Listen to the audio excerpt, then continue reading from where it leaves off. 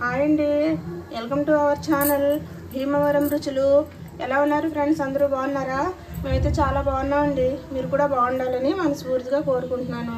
అందరూ బాగుండాలండి, అందులో మనం ఉండాలి. ఈరోజు రెసిపీ అండి, కొబ్బరి వేసి మిఠా పలావ్ చేస్తున్నానండి. దీనికి కావలసిన ఇంగ్రీడియంట్స్ అండి ఇది 2 కొబ్బరికాయలండి. చిన్న చిన్న ముక్కల కింద కోసాను, శుభ్రంగా కడిగి పక్కన పెట్టుకున్నాను. 1/2 కేజీ బెల్లం చితగొట్టి చిన్న ముక్కలు చేశాను. పంచదార, జీడిపప్పు, నెయ్యి, యాలకులు. కిలో బియ్యం అండి. ఇవి కడిగి పెట్టేశాను. పొయ్యి మీద ప్యాన్ పెట్టానండి, వేడెక్కింది. దీంట్లో ఇప్పుడు కొద్దిగా నెయ్యి వేసుకుందాం.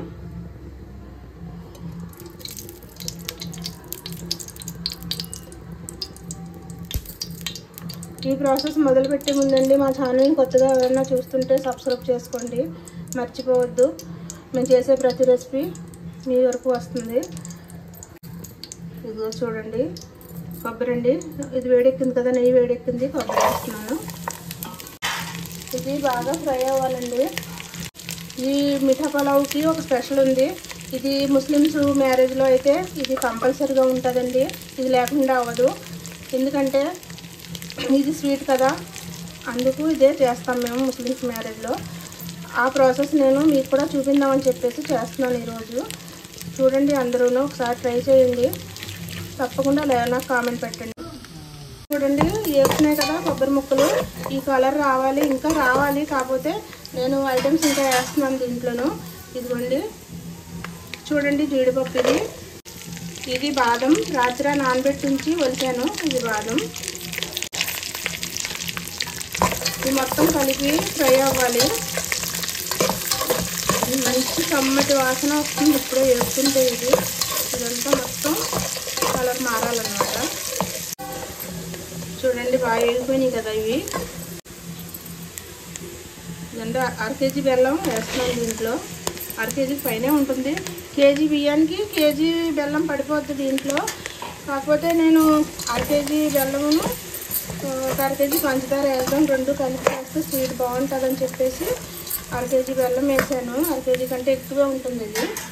ఇప్పుడు పంచదార వేస్తున్నాను. చూడండి, ఇది బాగా మెల్ట్ అవ్వాలి.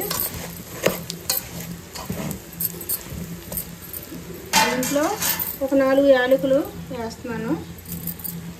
కొద్దిగా ఒక చిన్న గ్లాస్తో, టీ గ్లాస్తో కొద్దిగా వాటర్ వేసుకోవాలి. ఇదంతా పాకం రావాలండి. పాకం అంటే మనం గులాబ్ జామ్కి చేసుకుంటాం కదా, సేమ్ పాకం రావాలి.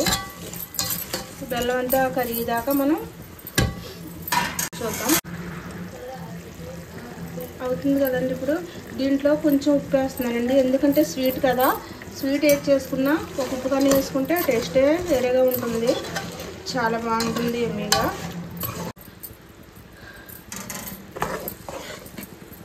ఇదిగోండి, ఇది ఇలాగా పాకం వచ్చేసింది. బెల్లం కూడా బాగా మెల్ట్ అయిపోయింది. దీంట్లో ఫుడ్ కలర్ అండి కొంచెం వేస్తున్నాను. ఇది ఆప్షనల్ అన్నమాట, ఇష్టమైతే వేసుకోవచ్చు, లేకపోతే సైడ్ చేసేయచ్చు. ఇది నేను మంచి కలర్గా ఉంటుందని చెప్పేసి వేసాను దీంట్లో. ఇప్పుడు ఉడికిన రైస్ వార్చేసుకున్నాను అనమాట. దీంట్లో వేసేసుకోవాలి. ఇలా పొడి పొడిలాడుతూ పూర్తిగా ఉడికిపోవాలి, ఎందుకంటే పాకం కదా.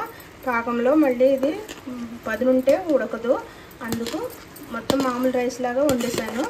వండేసి దీంట్లో కలిపేస్తున్నాను అనమాట. ఇది కేజీ రైసు.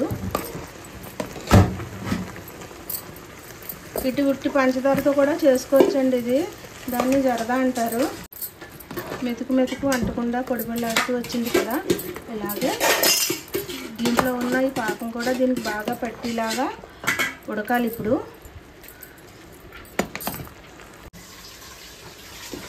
చూడండి, మొత్తం కలిపేసాను. ఇంకా లోపల ఉంటుంది కదా కొంచెం పాకం కింద, మనం మూత పెట్టేసుకొని చిన్న సిమ్ మీద పెట్టేసుకోవాలి దమ్ అయ్యే వరకు. దగ్గరికి వచ్చేసింది. చూడండి, నెయ్యి వేస్తున్నాను.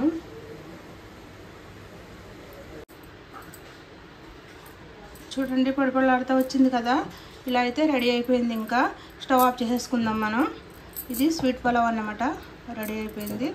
ప్లేట్లోకి తీసి చూపిస్తాం. చూడండి, ఘుమఘుమలాడే స్వీట్ పలావ్ రెడీ అయిపోయింది. ఈ రెసిపీ కనుక మీకు నచ్చినట్లయితే లైక్ చేయండి, షేర్ చేయండి, సబ్స్క్రైబ్ చేయండి, పక్కన్న బెల్ ఐకాన్ క్లిక్ చేయండి. మేము చేసే ప్రతి రెసిపీ మీ వరకు వస్తుంది. మీ సపోర్ట్ ఇలాగే ఉంటే మరిన్ని మంచి రెసిపీలతో మళ్ళీ కలుస్తానండి. బాయ్ అండి.